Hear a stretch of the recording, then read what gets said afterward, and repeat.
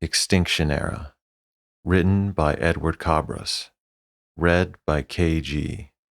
Cover art by Cassandra De Leon. Original soundtrack by Donatella Soleil.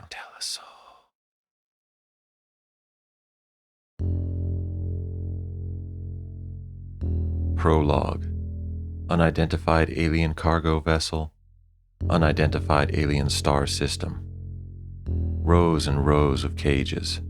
Dark, wet, blood-stained. Squatting naked humans huddled behind bars. Tall, sexless figures. Cold, blank faces. Featureless. Their only expressions are a change in the color and intensity of light glowing out their eyes. Bodies thin, wispy like a sheet, like a ghost needing no effort to move. Quick, agile, adept. They lash out at a human who's crying and already given up. They look at one another and just know, rarely speak out loud, but when they do, the syllables are gurgling electronic sounds, an exchange of data with no earthly meaning. Some humans are already dead, unable to handle the changes in pressure, the mind-boggling, stomach-churning speed of travel, the stress, the beatings. They are swept out and disposed of like waste. All humans are shaved and marked across the shoulders with a laser brand, some form of identification at a glance. Humans are being dragged away, some limp, some screaming, some in piles. Sometimes objects appear to be floating. Sometimes the aliens don't appear to move physically but shift in a blink, teleporting from here to there. Nothing makes sense to a human. Nothing except the pain and suffering. One man. Yes, it's a man. Hard to tell since they all look the same in this sorry state. But this one man, he's huddled in his little cage, hands burnt because he grabbed the laser bars, didn't know what the hell they were, doesn't understand this alien technology, never tasted the fear of being locked in a cage by some other dominant life form. He's crying to himself but hardly perceives it. His suffering means nothing. These things are too fast, too strong, have weapons and technology he can't begin to understand. They're far too evolved. To them, the humans must seem like chickens or cows from our perspective. Slow, dumb, and useless. Ignorant flesh hoarded into cages and treated without mercy. But why are they doing this? The man wonders to himself. The aliens attacked without warning. Destroyed all electronic infrastructure on Earth, Luna, Mars, all their space stations, all their progress, all their achievements of time and labor. He was with his family on Mars when they heard brief news of catastrophe on Earth. Then they lost contact. Then they lost everything. There wasn't time for rebellion. Before they had time to think, the slaughter was upon them. Their eyes and minds could barely perceive the aliens. It was less an army of beings as it was a force of pure destruction and calamity. Vessels appeared like storm clouds, like nightfall, besieged like the wind blowing in from nowhere. The aliens were like apparitions from a nightmare, like a glitch in a computer program, ignoring the understood knowledge of physics and possibility. People were dying, disappearing, filling with holes, bleeding, choking, vomiting. And these alien things, they didn't discriminate. They had no consideration when rounding people up, a vacuum sucking up a mess. They swept up his family like garbage, dragged them off, herded them into cages. His wife and kids were screaming and being dragged somewhere else, reaching out the bars for him, screaming for him to help. But there was nothing he could do. They disappeared into the madness, drowned out by the other screaming, drowned out by his own screaming. The fear and panic gave way to helplessness, impending doom and denial. He was dragged along like a sack of trash, shaved, disinfected, violated, tagged, shoved into a cage, all the while begging to be with his family, groveling, praying to these new gods for forgiveness, offering himself to save his family, offering others to save himself, just like everyone else. Now he's here, squatting because there ain't enough room to stand or sit, sobbing, covering his head, waiting to die, just like everyone else. He shits and pisses in the cage. The warmth is welcome. He doesn't notice the smell. He feels no shame. Suddenly, out of the steady drone of hyperspeed travel, the whole place starts shaking. Hands reach for bars to steady themselves. Cries and sobs rise. The walls are closing in. They're going to be crushed, like garbage, packed and canned like processed meat. All the cages are being shoved together. Front and back and side to side, humans are reaching for their missing hope or salvation, for one another, for help or comfort, feeling their existence slip away, like color washing out of an image, the image of your family becoming blank faces, becoming a feeling of loss, becoming a stabbing ache in your heart.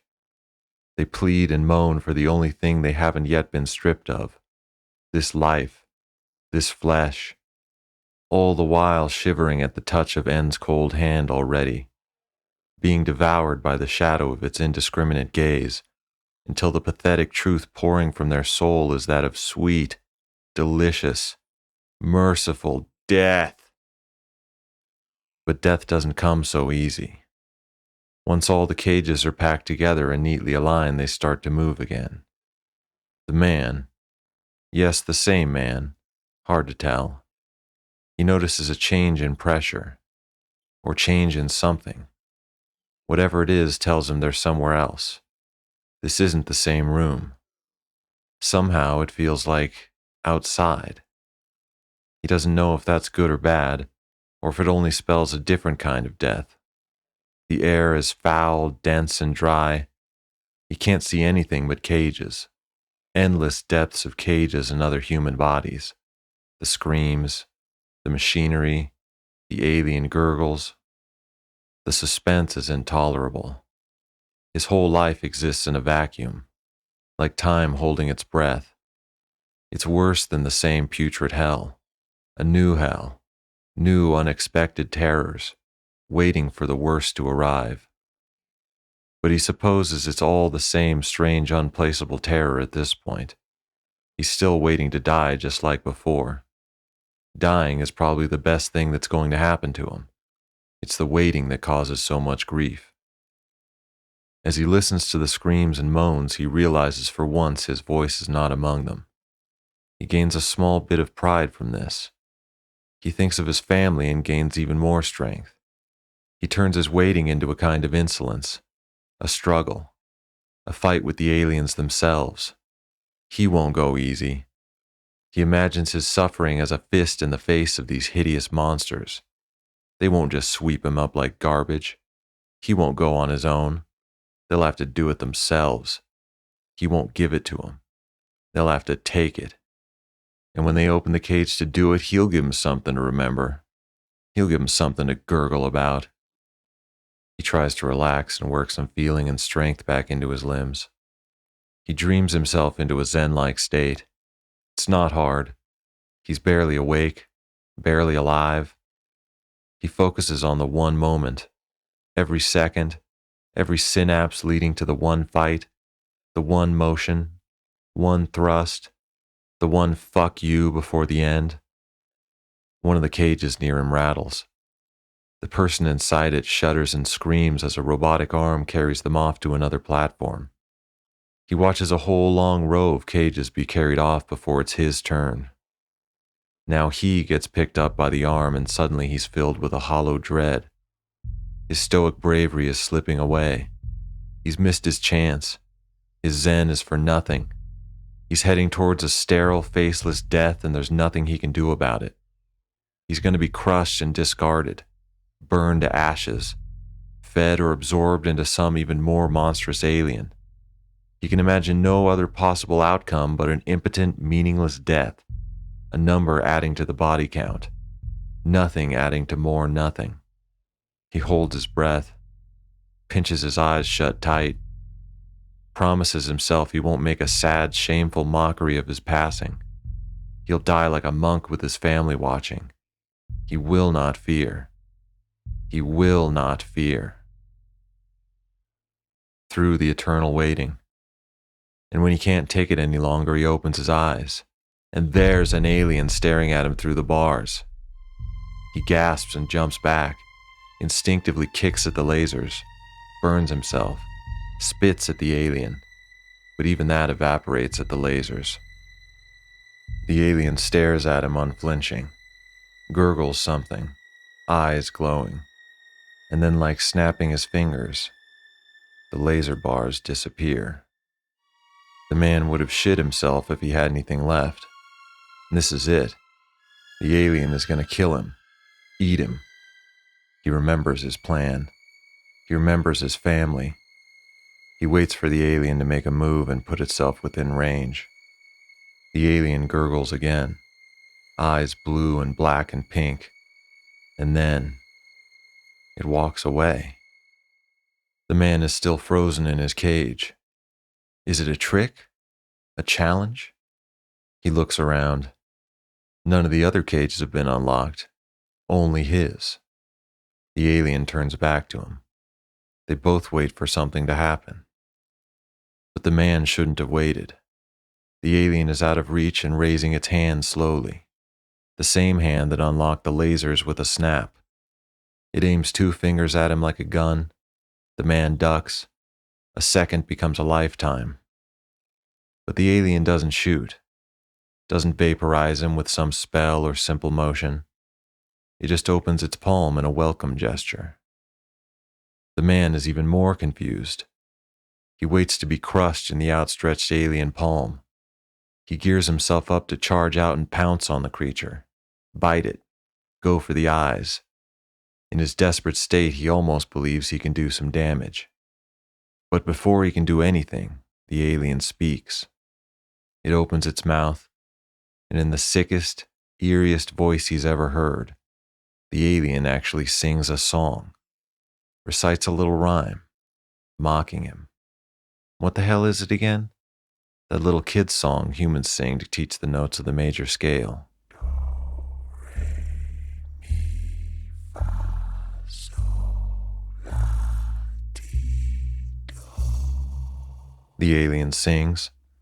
Doesn't quite say the words, just the pitches. The man is no singer, but he's human, so the sound is familiar. They teach it in schools. Every human knows how to read and write music, play at least one instrument at an advanced level. It's what separates us from the machines in their infernal MIDI. He scrambles out of the cage. Wait, managing his first words in a long time. He coughs blood and phlegm. Do I follow you? The alien turns and leaves, picks up the pace and ducks around a corner. The man doesn't know what to do. He's paralyzed by confusion and fear, but he's free. But is he really? He's out of the cage, but what does he do now? He hasn't considered the possibility of being out without the aliens beating him or dragging him around by a collar. He doesn't know what to do. Other people are calling out to him, shouting for him to help. He rushes to the nearest cage to let them out, but of course he just burns himself. The person goes on screaming and cussing at him to do something. He says, "I'll be right back. I'll go get help." But the person refuses to accept this and keeps banging and screaming at him like he's an asshole. He's leaving them to die. This is his fault. But there's nothing he can do. His legs are still half asleep, burning and weak as he limps off, chasing the alien who opened his cage, fighting the urge to call out to him because he doesn't want to draw attention, even though there's dozens of humans calling out to him gonna get him caught anyway. He comes to a doorway leading outside, peeks around the corner and just stares. He's not even sure what he's looking at. Some artificial outdoors, maybe? He has no reference point for whatever it is. He thinks he's looking directly into space, but he's only ever seen it out the window of a ship or a space station. This is like looking off the edge of the world into the black beyond. There's platforms and structures, but doesn't seem to be anything between him and the starry sky. No blue, no clouds, no atmosphere. And there's so many fucking aliens out there. Some dart around, some saunter and slide, some bounce up and down like they're growing and shrinking right before his eyes. He stays hidden in the doorway, looking for a direction to run, looking for the alien who freed him. That feeling of impending doom and impotence washes over him again. All these aliens look the same. How's he supposed to tell one from the other? Why did the one help him in the first place? Just to fuck with him? To give him hope just to crush it? Make him feel the cold, blind wrath of its comrades when they found him out of his cage? He had it in his mind to fight back, and the damn thing knew, so it gave him what he wanted. But that one supposedly friendly alien is his only hope. And if not, it's the one he wants to go out fighting if he has to go out like this. He tries to remember what color eyes, or skin, or something about the alien. But it's no use. They all look exactly the same. All he can remember is the do, re, mi, fa, sol, la, ti, do, and the hand thing. He remembers the hand thing vividly for a second. Something clicks. Something familiar. He looks around at all these aliens to see they have 2 long maneuverable fingers, and a third fatter one opposite those like a thumb. He was sure the other alien had human-like hands, made a gun with its fingers, 5 of them. But maybe he was just imagining it, still interpreting these alien things through his own tiny, pathetic human perspective. Then he notices one alien who seems slightly different, disconnected from the flow of the others. The aliens are efficient, fluid and deadly, but rigid and without personality. This one seems relaxed, leaning, watching. It moves with a certain unmistakable solidarity. It's not like the others. Or is it? Is his mind playing tricks on him again? A loud noise makes him duck back into the doorway. After a second or two, he peeks out again and sees the slightly different alien leaning against the wall, doing something with lights on a panel behind its back. Human hands. It looks like it from a distance anyway. It's hard to make out, but the human eye picks up on these familiar things much easier when surrounded by so much it doesn't understand. This particular alien's hands are like a beacon in the night. This alien, or whatever it is, knows it's being watched and turns straight to him. Its face changes from many colors, eyes swimming, searching, scanning in all directions, at all depths, to a single focused red like setting its gaze on him. The red eye begins to pulsate. The man ducks back, but when he checks again, the alien is still watching him with that red pulsating eye. It flashes and throbs, on, off, red, black. Then it flashes to yellow, then bright green. It flashes green twice before straightening up, feigning a rigid strangeness like the others as it puts its hands together under long wispy sleeves and slides away. An alarm goes off, deep, bellowing, and sudden. The gurgling of aliens bubbles up. A million eyes turn and flash in his direction. The frantic shouts of humans escaping cages roars behind him. The aliens are already bolting towards him. He ducks back inside just as a herd of humans comes running past, blind to any attempt at subtlety, naked and terrified, desperately hurtling towards their only glimpse of freedom. He knows it's suicide to run right at the aliens, but he has no choice. He's swept up in the crowd and there's no going back. He fights and shoves his way to the edge of the pack, standing up tall to see over heads to where he remembers the alien with human hands slipping off to. The others are frantic. He slows to let them take off ahead, using them as cover, fodder.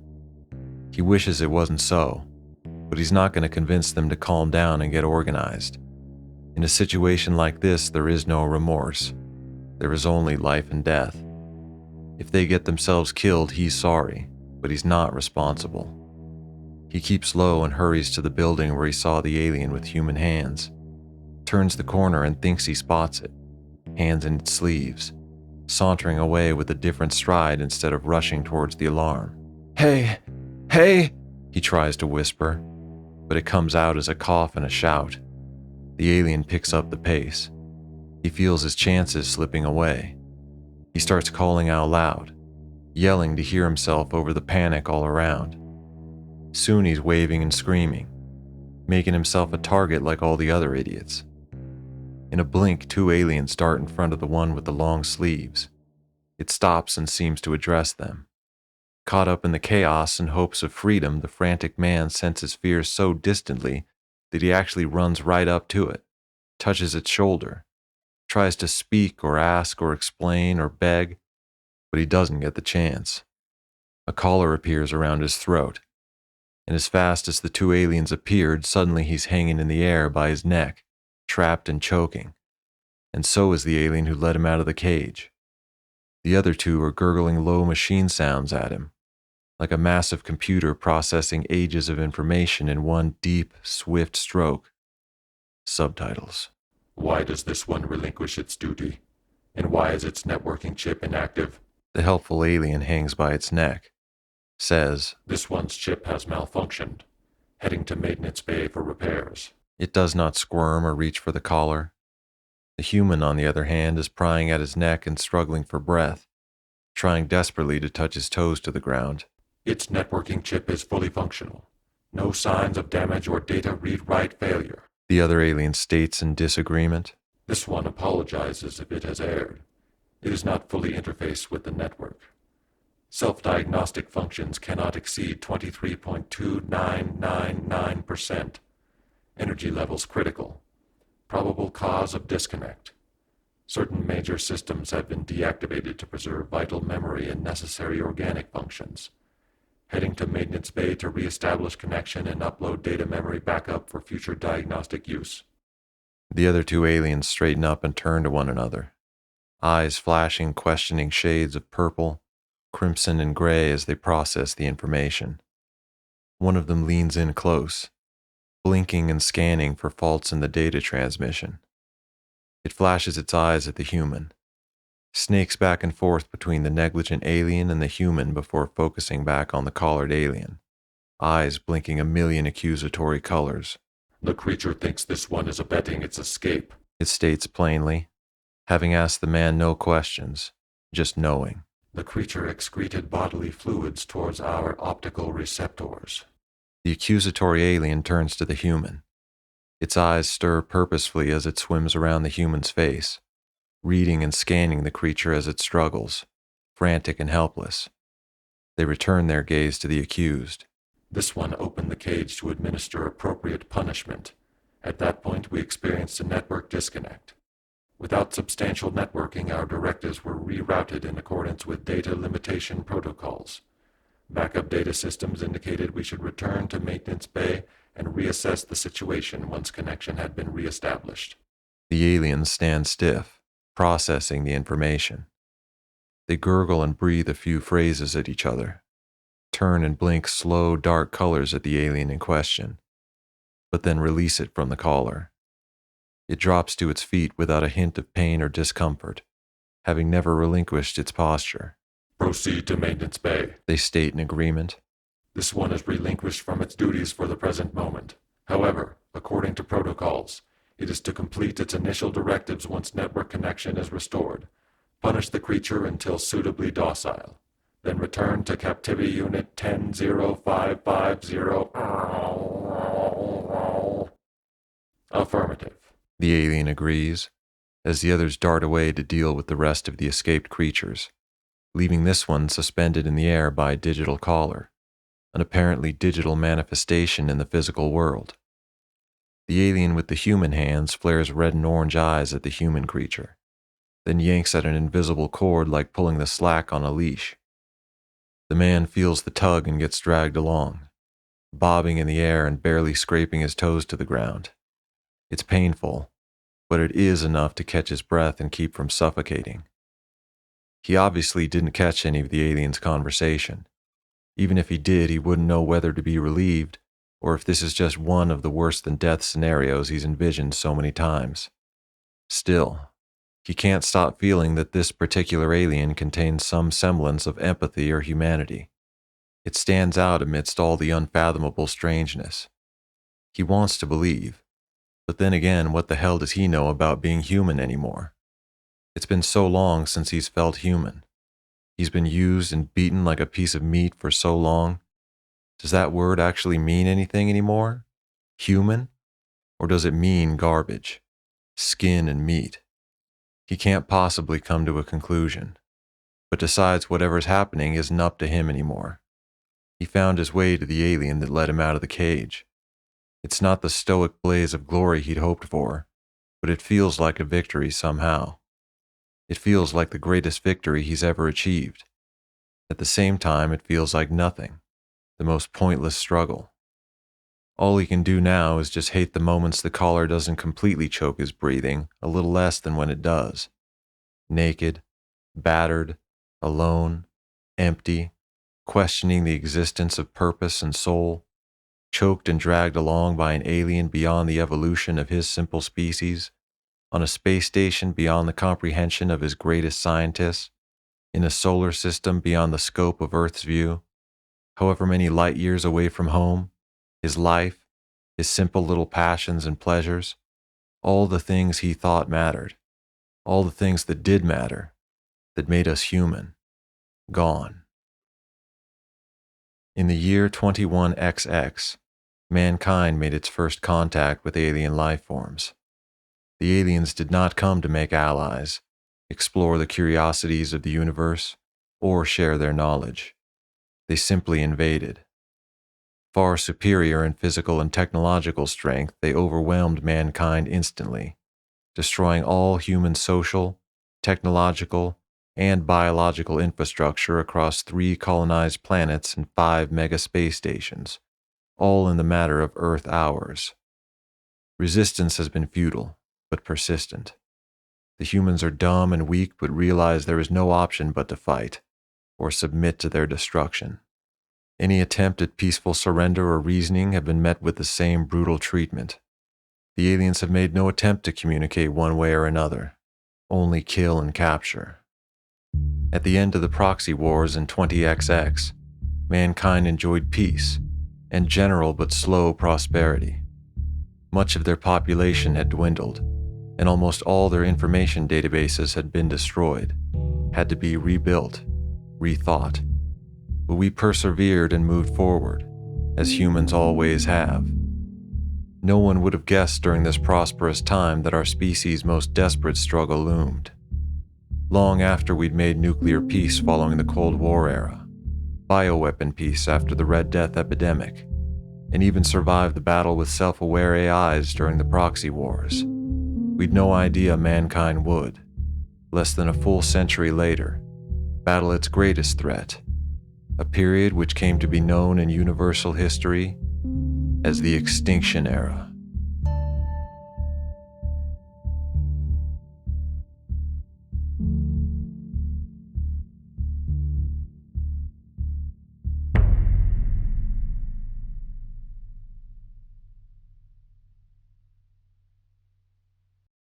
Chapter 1. Year 0AH, after harvest. 14th day, 3rd month. Unidentified alien space station, Barracks District. The alien drags the man by the invisible rope, down narrow paths between plain gray-green structures. They approach a small boxy hut. He keeps his hands hidden beneath the sleeves as it interacts with a panel and opens the door. Inside the hut is a bit less plain. There's robes and other garments hanging about, weapons, even a bed with sheets and pillows.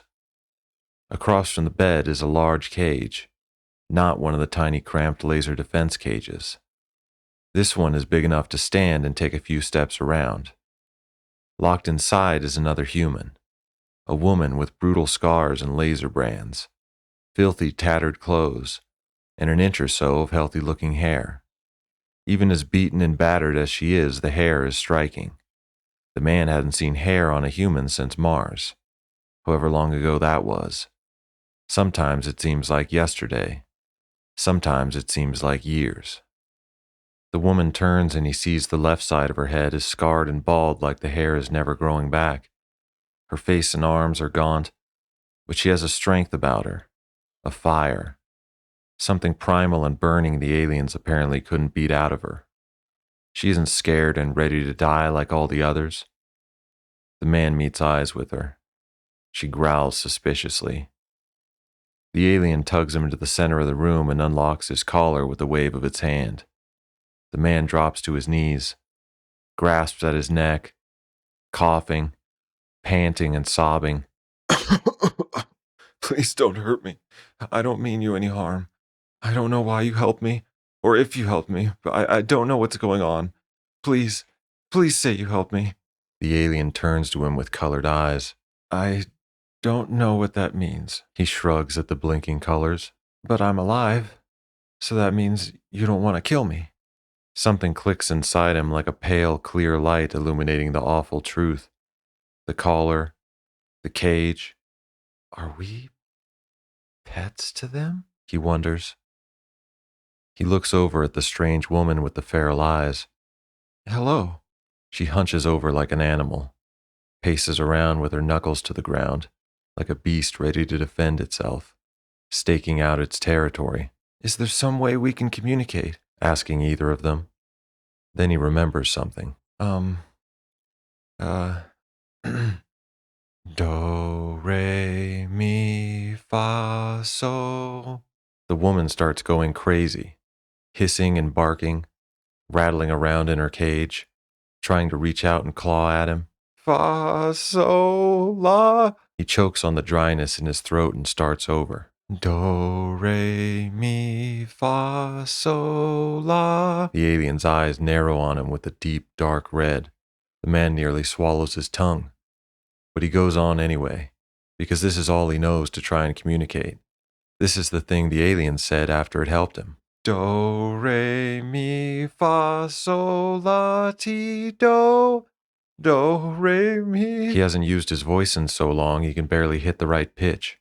So he keeps trying. Louder, clearer, in the best singing voice he can muster. There's the sound of pressure releasing. A visible gas wafts out from the alien's face. Fa, sol, la, ti, do. The woman is screaming and snarling, almost making words. Do, re, mi, fa, sol, la. The alien darts over to him, not quite in the incredible way some of the others had, but still with a terrifying and inhuman speed. He grabs him by the neck, pins him up against the cage. The woman starts scratching and punching him, covers his mouth with her palm, screams and spits in his ear. The alien's eyes read a pattern of colors, an intricate blinking jumble of meaning he can't interpret. The creature's skin hisses and steams as it peels back from the alien's face. The man screams into the woman's palm, feels like he's gonna puke at the sight of this strange species opening up its mouth, pulling its face back over its skull. He closes his eyes and starts to cry, both muffled and spurned on by the woman, who's digging her knuckles into his side as she's covering his mouth. But the alien doesn't eat him or step out of its skin, doesn't reveal some tongue and second mandibles inside the bigger mouth. The alien is a man in some kind of suit or exoskeleton. Through the steam and mist, we see a face as brutal and scarred as the woman's. Deep, dark wounds already healed but never the same.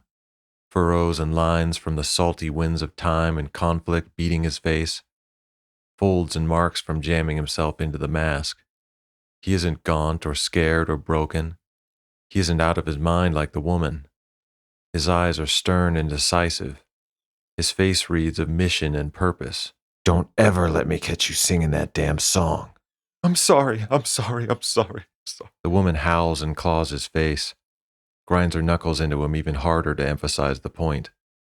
The man in the suit looks him in the eye and holds him suspended for a moment longer before dropping him. The woman follows him to the ground, groping him and refusing to let go, nibbling at his ear. He cries and moans and finally manages to pry himself free, crawls to the center of the room towards the man, The alien with human hands, whatever he is. He peels the mask down to his neck and tears the chest of his suit open to let his skin breathe. He tosses his gloves in a pile, then touches a finger below his temple, just beside the ear, says, Doc, I got a +1. Mail. Ready a welcome package. He ends the call without saying any more, crosses his arms and looks down at the naked man on his hands and knees, still trying to collect himself. Well, congratulations. You're the first one in a long time to make it out. I don't understand. You almost got me killed, but you managed all right. But the others. The woman lunges and climbs the bars of her cage, trying to tip it over. The naked man flinches and drags himself further from the woman's reach. The man in the suit ignores her, shakes his head at the naked man's question. Did you see what was happening out there? The naked man thinks about it, then lowers his head and tries not to. And I assume you saw the same thing on Earth, Mars, wherever you're from. The man hangs his head even lower, mutters a woman's name. We do what we can to save people. The woman shrieks. The man in the suit moves his eyes to her for a second, then back to the naked man. Trust me, we need 'em. But in the past 26 Earth cycles on this station, you are the only fucker to make it out. The woman barks and rattles her cage. She was the last. The naked man considers the implications of this, asks, how many of those ships come in per day? To the dock where I found you, about 400. The naked man vomits. Clean that up. This is my fucking bedroom. Here, tossing a rag at him. And you better practice keeping your stomach settled, 'cause that's only one docking bay. There's 10 other ports around this substation alone. There could be as many as 8 other substations around the facility. We don't have the manpower to work more than 3 every other Earth cycle. Right now it's just me and one other team breaking people out, a group of 3. And they can only work one port at a time. The damn 3 of them. What about... He glances at the crazy woman who still hasn't let up. Is there anyone else?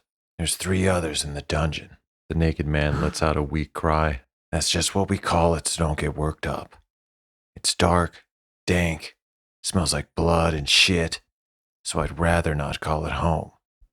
There's 3 more down there, the team of 3 I mentioned. You, me, and her. Motioning to the woman in the cage. The naked man starts to cry. There may be other small outfits scattered around the station, but we haven't come into contact with any. This is a huge facility, close to 100 miles from what I can tell. And that mask? I thought you were one of the aliens for sure. Optical camouflage. It's more of a projection onto a mask than a mask. Pretty primitive design, but good enough to fool the frogs. For now. Our engineer can only work with the materials we have, and even then she doesn't know how to use it all. This alien tech is hard to crack. They're millennia ahead of us in terms of technology. It was hard enough just to scrape this together. Beating his fist against the belly of his suit. It ain't comfortable, but it has to be a certain kind of alloy to match the alien gear, plus a layer of thermal proofing. Thermal? Yeah, they detect heat signatures. The naked man shakes his head, bewildered, thinking about the aliens. Their eyes. It's like they're looking inside you. Yep. It's like they can read your mind. No, not quite. Not a human's mind, anyway. But they read just about everything else. What do you mean? Sweat, heart rate, retinal movement, genital arousal. Genitals? Everything. And they use that to determine what you know or don't, to a certain degree anyway. That's why the mask and the suit have to be up to a certain standard. We can't just look like them. One look from them is like an elephant's sense of smell multiplied by 1,000,000. But what about... That's enough questions for now. A starving naked man shouldn't have so many questions.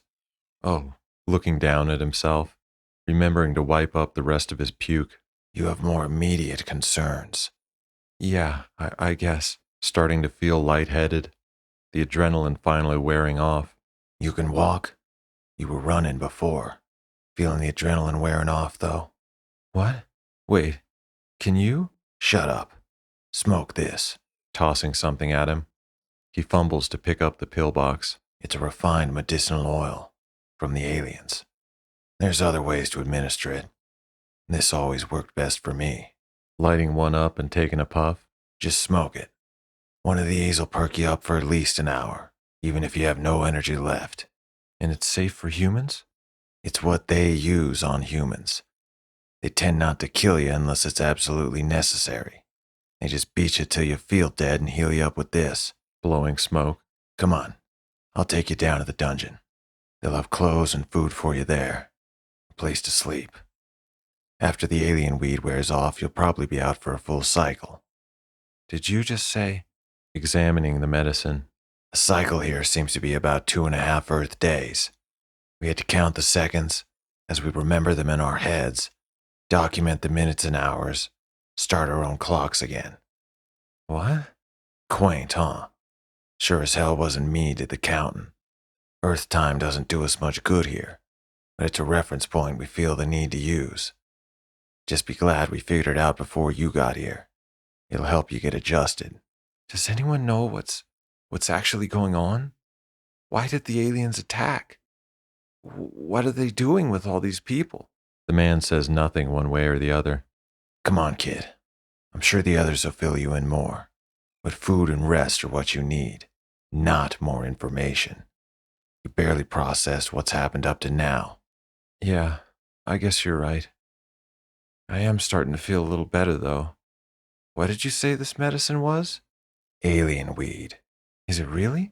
The doc has another name for it, but it's an herb. It's medicine. Cures everything. Bullet in the arm, broken heart. Plus it gets you high. It's weed. You mean marijuana? Bred and honed to absolute perfection. Blowing out a thick, luxurious cloud of smoke. The high is so clean. The taste is so full and crisp. It's like smoking virgin pussy. Whoa. The naked man takes a rip and almost falls down. Hey, be careful with that. Grabbing him under the arm to help him stand. I guess I should have warned you these are pretty high dosage. And you smoke this when you get hurt? Or need energy? And when I'm bored. Come on. You made enough of a mess in my fucking room as it is. I already have to clean up after that one. Glaring at the crazy woman, who for once is quiet. She's sitting on a bucket staring the other direction, maybe in the middle of doing something he'll have to clean up later. He helps the man across the room, operates a panel with a motion of his hand to open a hatch in the floor. The woman turns back and glares at him as he leaves. He puckers his lips and blows smoke rings at her. She growls and spits out the cage at him as they head down the passageway to the dungeon. When he gets to the dungeon, he is so fucking high. Everything is so bright. Everyone's voice is so clear. He meets the others. They're friendly, but mostly they talk about him and not to him. They ignore his questions, but at least they don't grab him by the throat or claw at his face. They give him some clothes and show him to a bunk, say they'll bring him something to eat, which turns out to be a shot in the arm. They tell him there's real food too, but for the time being he'll have to settle for a vitamin shot. The man in the alien suit is nowhere to be seen, disappeared after bringing him here. He asks about the man, but they don't give him an answer either. And that's all he can remember. He must have laid down and gone right to sleep. It's a long, dark sleep, a hard sleep, and he wakes like coming up from underwater, gasping for air. He jerks up in his bed, lost and afraid, searching for answers faster than his muddled senses can accept them. "Hey, calm down, buddy. You're all right," a woman standing over him says, holding him firmly by the shoulders. Slowly it comes back to him. He remembers, but it still takes a while to sink in. The memories aren't reassuring, but he knows he's safe for now. "Doc, Ishmael just woke up." He remembers the woman's face, but not her name. He remembers her distinctly. He might have dreamed about her. She has orange hair, and it's longer than anyone else's he's seen. It actually looks kind of pretty, styled and trimmed. The doctor comes into the room, A dark man with a beard, an inch or so long, same as the hair on the sides of his head. How are you, son? You remember where you are? The new guy looks down at himself. I remember. And I feel okay, I think. You've been asleep for about 2 Earth days. That's not unusual. Probably. Probably? Well, we haven't had enough people here to know. Ishmael takes a deep breath and again starts to feel that nagging, unfulfilled question in his mind. That thing on the tip of his senses reaching for meaning to grasp onto, to hold firmly. What the hell is going on here? What are these aliens? What happened back in the Sol system? Is anything still there? People must be fighting, right? The other two sit up straight and give each other awkward looks. I wouldn't think too much about the Sol system. If there's people still fighting, well, I wish 'em Godspeed. But we're a long ways from home, and we all saw the same thing back there. So if you think someone's coming to save us, you'd better get that out of your head real quick. But what about that man? That man in the suit? He had weapons and all sorts of gear. He was even talking to the aliens. I saw it. He must know something. Where is he? The woman clears her throat. That man you're referring to. He doesn't know any more than we do, which isn't much. But as far as we can tell, the aliens are bringing us here for some sort of harvest. Glancing at the woman again, making some small agreement to be careful about what they tell him. There's no telling how a person will react, and they don't want to drive him mad the second he wakes up. Harvest? It don't sound pretty, but nothing you've seen so far has been. Okay, but when you say harvest, do you mean for... He hesitates to say, and the doc cuts in before he can speculate. We don't know what for. And don't get hung up on the term. It's just what we've translated from the alien dialect. That was me, by the way, raising her hand to take credit. Sorry if it sounds creepy or gross, but things are kind of creepy and gross around here, so you'll get used to it. Yes, but besides that, all we really know for sure is that we aren't the only species being harvested. Ishmael swallows hard. Even on this space station, there's supposedly other aliens, but we don't know if any have escaped, or how strong or smart they might be. Kim's the only one who's seen them, but he didn't try to break them out. We have enough trouble just trying to rescue humans. Who's Kim? Is that the man who rescued me? The doc clears his throat and is slow to respond, but goes on. Yes, that's Kim. He's the only one who's made it off this subset of the station. The local docs only bring in other humans, and it's too much of a risk to try and bring another species all the way here from another substation. Even if we could, there's too many variables. Who knows how much different their physiology is to ours? I might not be able to administer medical treatment. They might get sick eating our food, or get sick just being around us. How could we be sure we wouldn't spread diseases to each other? Our immune systems could be incapable of fending off bacteria that are harmless or even indispensable to them. And depending on their method of speech, we might not be able to communicate. Well, how does that man in the suit communicate with the aliens? I've seen him do it. I swear I heard him making the same noises as the aliens. They had him in a collar and everything, but somehow he talked his way out of it. They had him in a collar? He frowns, grumbling like an angry parent about an irresponsible child. The woman just snickers and grins a little. Yeah, and the things were right in his face, with all the lights, the aliens, the frogs. The what? That's what we've been calling them, frogs, because of the way they hop. Although it's more like teleporting, they're so fast. They just appear in another place sometimes. But hey, they're ugly and green, got those big crazy eyes, so the name frog stuck. Well, how does Kim communicate with the frogs? Using a voice modulator that I built. We found the translation of our own language within some frog data files. Luckily, they use an alphabetic writing system and an auditory syllabic form of speech within the frequency range of the human ear. So, I just used their data to reverse translate, injected their language into a simple program like the auto-interpreters we used back in the Sol system. Then I programmed the voice modulator using voice samples straight from their own network. Ta-da! Frog voice. So if we can communicate with them, then can't we find out what they're doing? I mean, What would have happened to me if Kim didn't open the cage? The doc and the orange woman exchange looks. Why does everyone keep doing that? I'm not a child. I know I'm new here, but I have a right to know. Calm down, kid. We're not keeping anything from you. Yeah, we're all in this together. We've all been exactly where you are now, and believe me, the answers ain't that easy. The longer you're here, the more you'll realize it's not about answers. It's about solutions. It's about finding a way to the solutions, like a puzzle. We're all looking at this big jumbled mess trying to put it together, and you keep asking us to explain what the big picture is, but we don't fucking know either. That sums it up pretty well. Thank you, Mary. Right now, the main problem we're dealing with is finding a way to the solutions, how to learn more.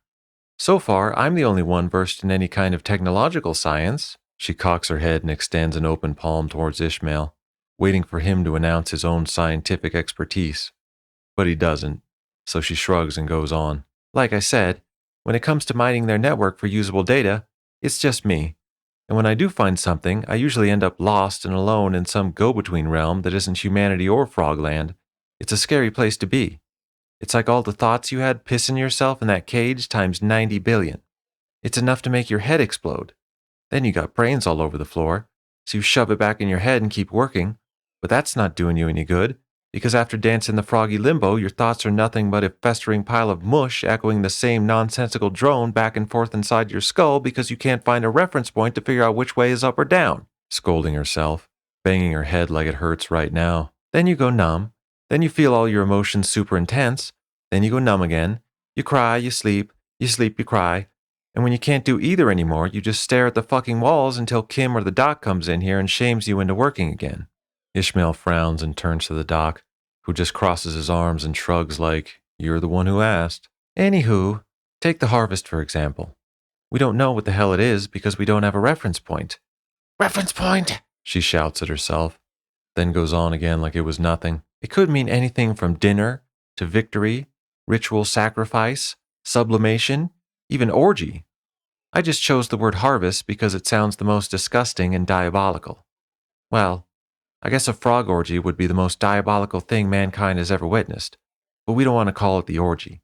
Mary, reminding her to stay on track. Doc doesn't like my name sometimes, but I'm the one who discovers the stuff, so that means Mary. Right, she agrees and gets back to the point. So whatever they're doing, it seems they've got some mega powerful energy source at the center of the station where all organic life is being funneled. They take massive populations of humans, or whoever, to some structure at the center of the station, and the energy source seems to flare up and become more powerful. But again, it's not something we have any reference point for. She pauses like she might snap again, but doesn't scream or bash her head. As far as I can tell, it's not electricity, or kinetic energy, or fusion or fission, or even an influx of data. But it does set off all those readings, blows them off the charts. One theory I have is that they're creating some kind of biofuel by quick flash compressing carbon-based life forms, the way fossil fuels form on planets over thousands of years. But this is like the big squeesh all at once, grinding her palms together and making Ishmael grimace uneasily. But like I said, we have no idea. This is all just speculation based on reference points I invented based on what little data I've been able to recover. I haven't been able to read actual reports or accounts of what's going on. All I do is interpret the flow of data. But the one thing we know for sure is that it's a one-way ticket to Frogsville, meaning that they seem to be feeding the froggy belly. With us. Please don't call it the froggy belly. Hey, I'm a computer scientist, not a linguist. Linguistics-ist. Linguismism is... The doc turns to Ishmael and shakes his head. Unfortunately for us, they don't seem to have any physical or static information for us to rummage through and find answers. Most of their data requires us to hack into their network, and that's a sensitive endeavor that requires skills and expertise that none of us has. Except Mary. He pauses to glance at Mary, who's still stuttering and talking to herself about something. And it's not the kind of thing she can just hack into and turn over to someone else to try and make sense of. It's kind of like piloting a ship through an ever-changing environment, in the dark, with a billion frogs trying to kill you. She blinks at them. Ishmael turns back to the doc. Their network is always changing, and not just the data, but the method of storage, security protocols, and it's always updating in real time, because the frogs are all connected by some kind of network chip in their brain. Kinda like a companion AI, tapping her temple, like humans used to have before the proxy wars. Except the frogs seem to have implemented it a little better than we did. Kim was able to access the network once. Access? Well, it nearly electrocuted him to death and he didn't get any information. But still, he got close enough to one of the server mainframes to do it. How would Kim access the network, though? Is it the same as hacking? Is Kim a hacker too? Mary and the doc exchanged that look again. Is it something about the suit? Or do you people...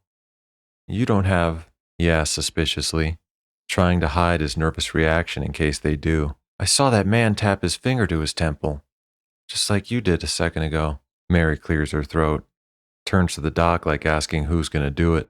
What? Just tell me. We're all in this together. You said so. I mean, I don't care what kind of tech you're using, as long as we're all on the same side. So you really don't know? Know what? I don't know fucking anything. That man just saved me from one of those cages. My brain exploded into mush. I cried and slept and stared into the void. And now I woke up here. Looking between them for the answer they're both hesitant to give. Well, what? Is he a frog? Or some weird frog experiment? Is he an AI proxy thing? That man. Mary leans over and puts her hand on his knee, like trying to break it to him gently. That man is... The room hangs as if in suspended animation, then zooms in on the mouth and the words, Kimura Gracie. Kimura Gracie? That's right, Kimura Gracie. The legendary hero from the proxy wars? The very same. The man who, yep, and saved? Mm-hmm. You can't be. We're serious, Mary assures him, patting his knee encouragingly. Ishmael goes quiet, thinking, letting it soak in, trying to find some way to argue or deny the legendary Kimura Gracie. It's more fantastical to believe than a biblical miracle, than the invasion of the frogs themselves. But the more he thinks about it, at every turn and every excuse in favor of improbability, the answer becomes clear. Kimura Gracie.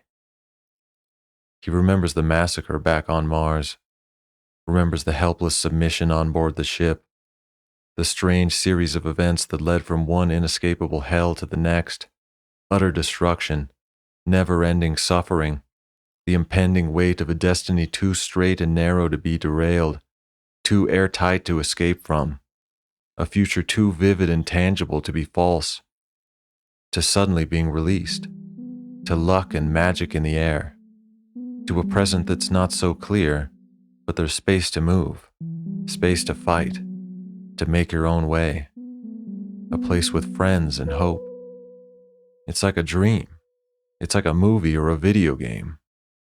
And if anyone could pull them from the flames, you people are fucking crazy, starting to laugh like they're just playing a joke, but he won't be fooled. These people are mad, fooling themselves to avoid facing reality, looking for solace and strength in the absurd. I think he's losing it, Doc. You want I should slap some sense into him? Ishmael laughs louder. We told him too much. He asked for it. Kimura Gracie. Calm down, son. This is why we didn't want to tell you everything. I must still be dreaming. He looks around with a smile like nothing is real. No wonder you two assholes can't give me a straight answer. The doc's helpful expression drops. There's no need for name-calling. This is all in my head. He goes on talking to himself, to figments of his imagination. You're just talking whatever nonsense got lost somewhere in my brain during all this mess. Oh man, maybe it was that fucking alien weed. If that was even real. But these dreams are crazy. Holding out his arms to look at them, rubbing himself to feel how real he is. Then he turns to look at Mary. Mary frowns and crosses her arms. Don't look at me like that. But Ishmael just giggles and grins, eyes her shamelessly. Well, if that's the way you want it, with a serious, business-like nod. You hold him steady, Doc. I'll administer the treatment, flexing and rubbing her palms together, gearing up to wipe the stupid smile off the new guy's face. To be continued in the next episode of the Extinction Era.